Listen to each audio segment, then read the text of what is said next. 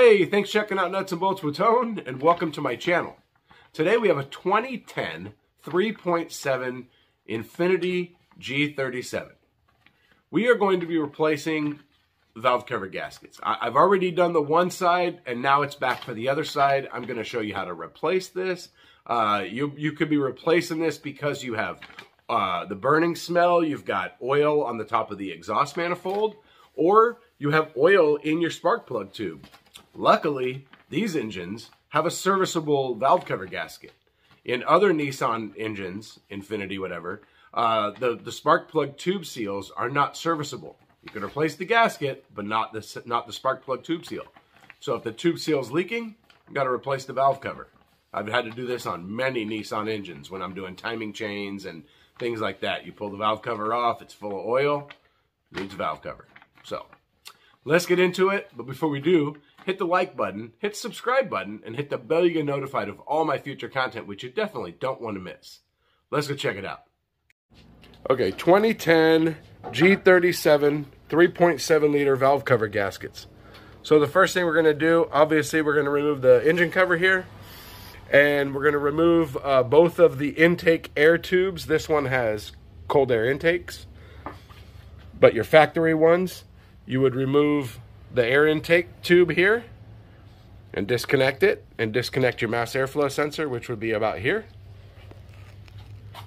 Okay, so when you're removing your intake air system, one of the things you got to be careful of is all of your PCV hoses. These things get real brittle and real hard to disconnect. So on this one here, I've already taken this one apart because we already did one side.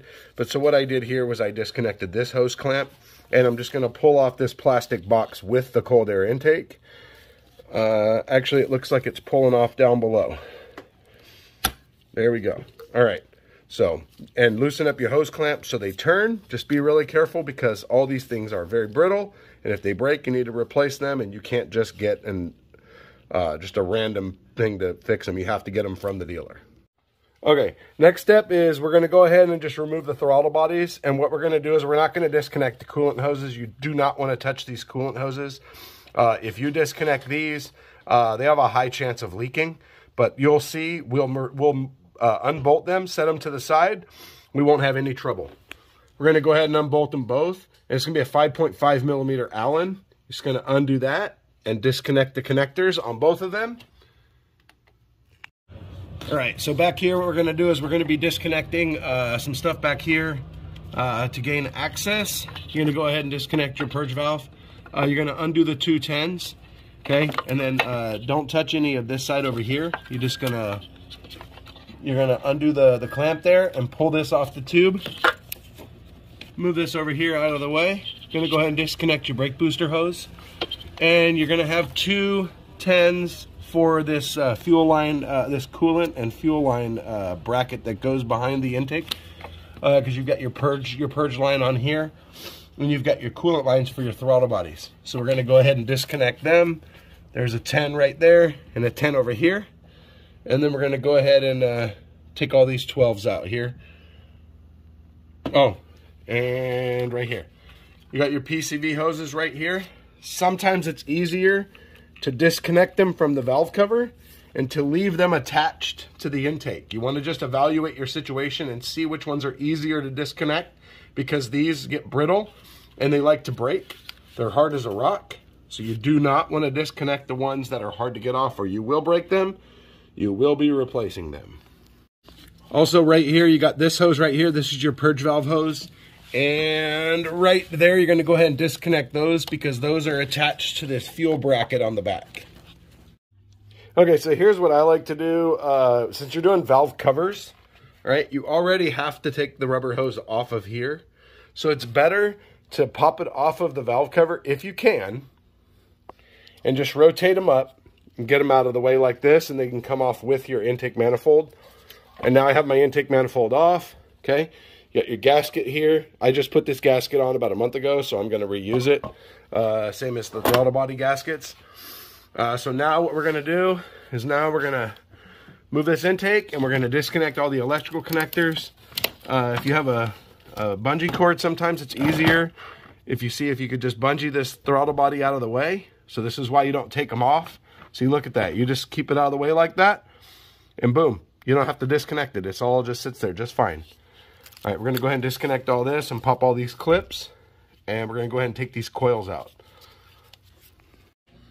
Okay, so the passenger side valve cover is much more difficult to get off than the driver's side. The driver's side is pretty easy.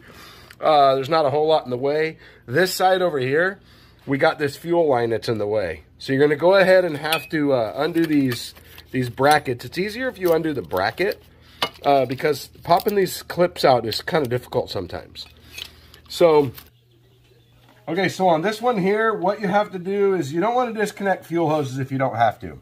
If you disconnect this and pop this out, there's an O-ring in here that can leak. Then if you do that, then you have to disconnect this one. There's an O-ring in there that can leak. So here's the trick. All you have to do is loosen up all of your harnesses.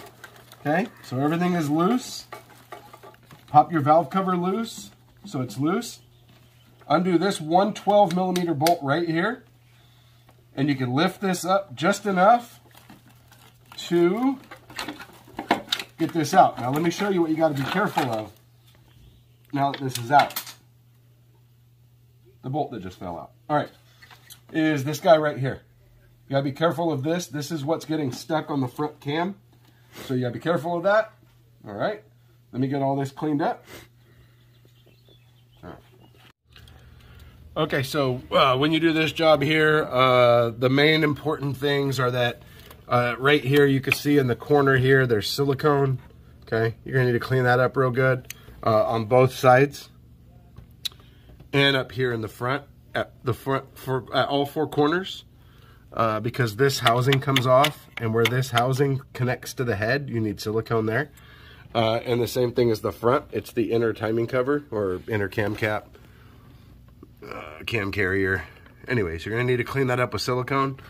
Clean that up, and then when you put it back on, you're gonna be putting a dab of silicone where the head and this cover meet right here. Get everything cleaned up. Okay, so here we go. We got the valve cover all clean. Now, one of the tricky parts about valve cover sometimes is this right here, how it just pushes in and out. So one thing that you can do is you can get some like Gorilla Snot, some like yellow adhesive, and you can put it down in there, and it'll dry pretty quick, and it'll hold it in place, because when you put your gasket in, you want to make sure it doesn't fall. So what we're going to do is after we put this gasket in and we set it down, I'm going to use a mirror and go all around and make sure that the gasket stayed in place. And then now we got to put the dabs of silicone. We're going to put this in and get it tightened down.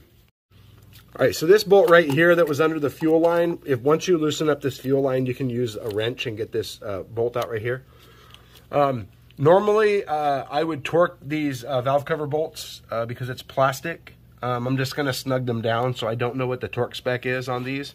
So you'd want to look that up. Then the plastic intake manifold, you're going to want to torque that too.